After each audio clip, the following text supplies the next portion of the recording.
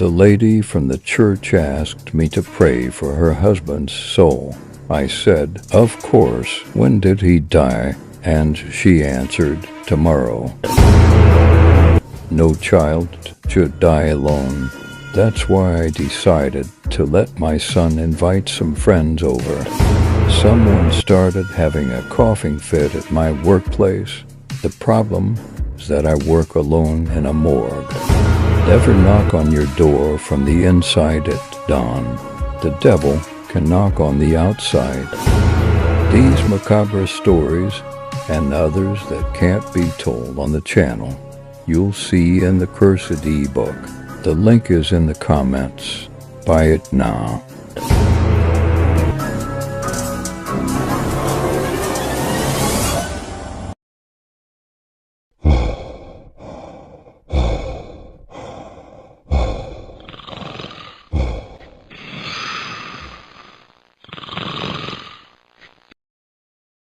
In the quiet town of Eldridge, nestled between rolling hills and thick forests, there was a legend about an old, abandoned rehabilitation clinic. It had once been a place of healing and hope for those with physical disabilities. But as the years passed, its walls grew silent, and whispers of its dark past began to circulate. Local children dared each other to explore the clinic, but few ever returned. On a crisp autumn evening, a young man named Daniel, recently confined to a wheelchair after a car accident, stumbled upon the clinic's eerie, overgrown grounds while searching for a shortcut home. His curiosity outweighed his fear, and, despite the town's warnings, he wheeled himself up to the rusted, creaking doors. Little did he know, the old clinic harbored secrets far darker than anyone could imagine.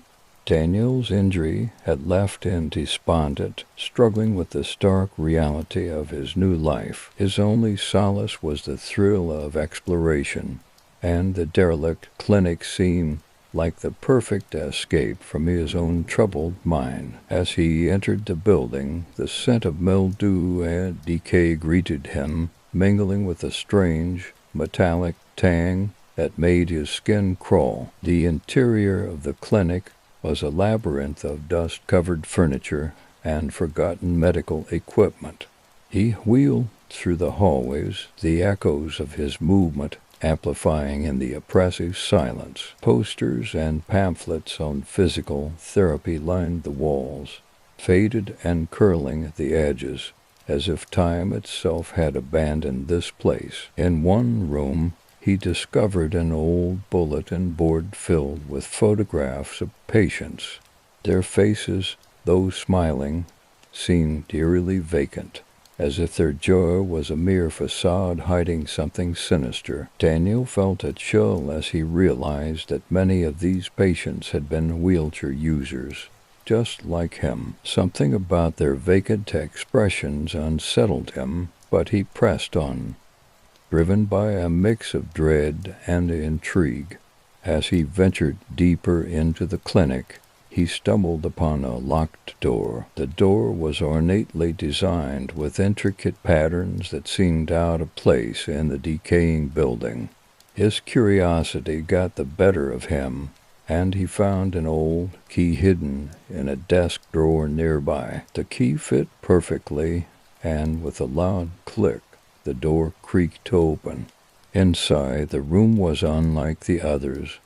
It was pristine, almost as if it had been preserved in time. A single, pristine wheelchair sat in the middle of the room, bathed in an otherworldly light from a crack in the ceiling. The wheelchair seemed to beckon him, its leather seat perfectly intact and its wheels gleaming as if brand new.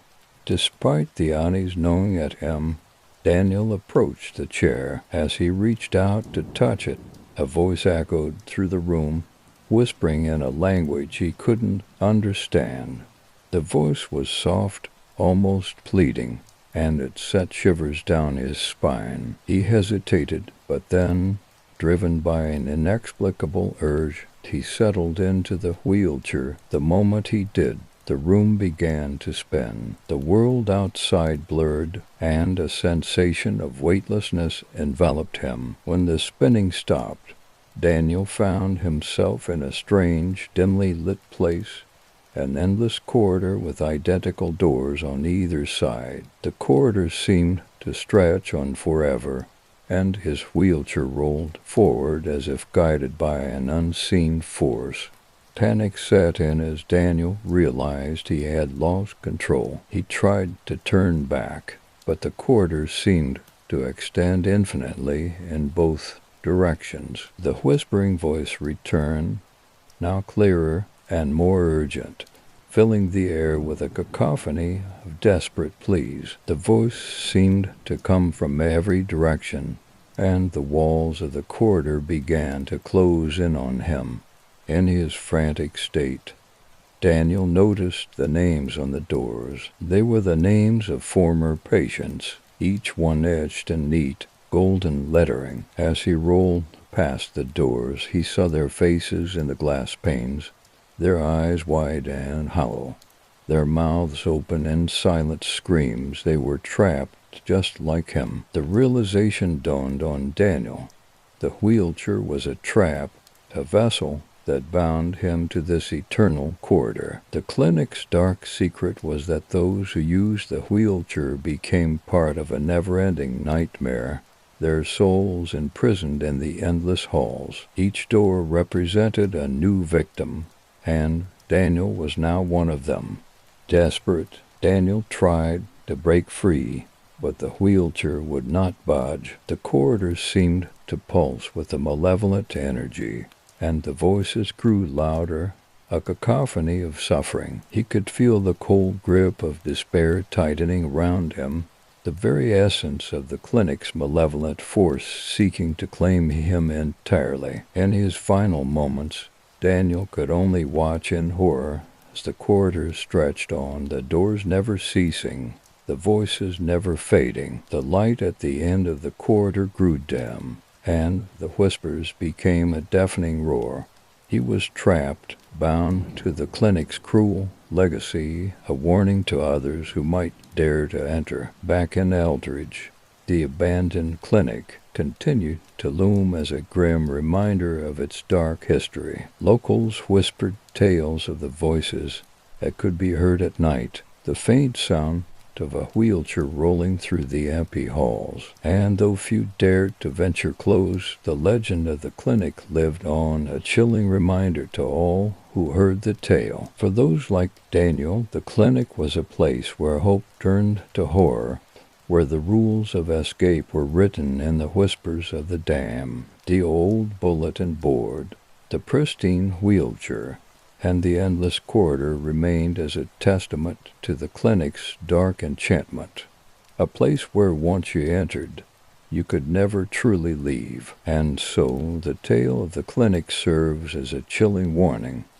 Always read the rules before you stop being a wheelchair user, for there are places where the price of mobility is far too high and the escape a twisted illusion.